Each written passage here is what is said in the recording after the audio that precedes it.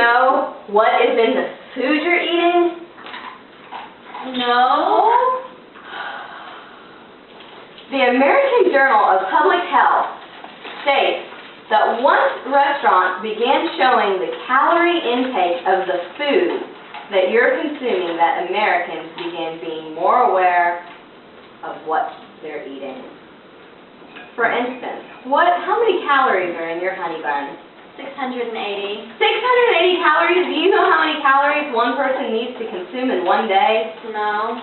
Around 1,200 calories. That's half of what you need, what your body naturally burns in one day. Oh, what, you don't want to eat it now? Well, the dog will. It's all right. Ron Shea, CEO of Panera Bread, was receiving emails on a daily basis recommending what he could do to make his restaurant better. One of the things that was asked was to show what's in the foods that they're eating. There's people from all different backgrounds that have different preferences as to what they eat.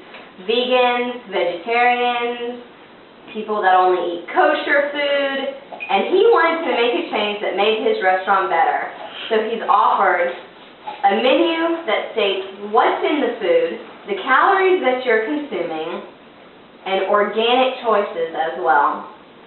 Another great resource is happycow.net. You can go online and view restaurants that offer organic foods, vegan variety, vegetarian foods. They also show stores, grocery stores, that you can buy those things at. The problem with food consumerism today is that we're taking shortcuts in the items that are being offered to us. Cheap meat. Once upon a time, meat had nutritional value. It was almost worth the sacrifice of an animal to be able to get what it helped our bodies. But it's not anymore. They're shortcutting it.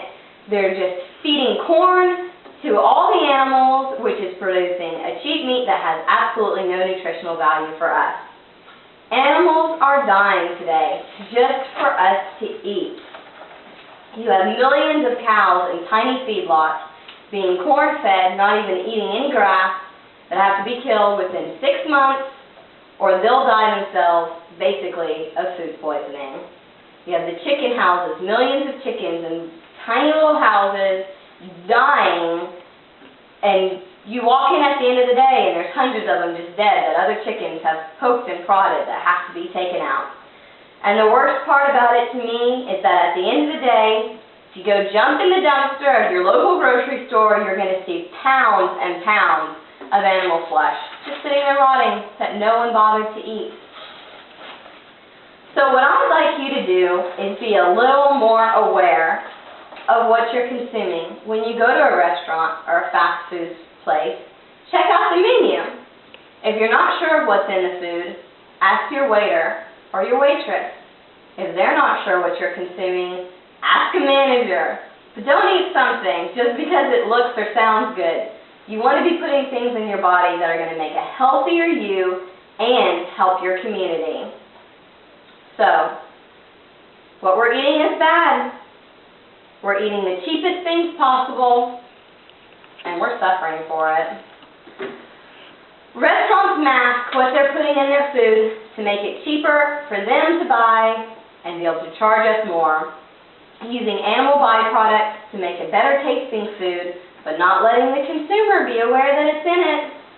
I finally took a chance and asked what was in the orzo at J. Alexander's. One of my favorite dishes, rice with cranberries in it, fantastic. However, I learned that the rice is cooked in chicken stock to make the taste better.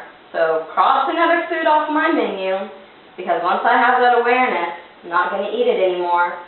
So I'd like to persuade you to be aware, start asking questions, not just for you, but for the community that you live in, and making this world a better place.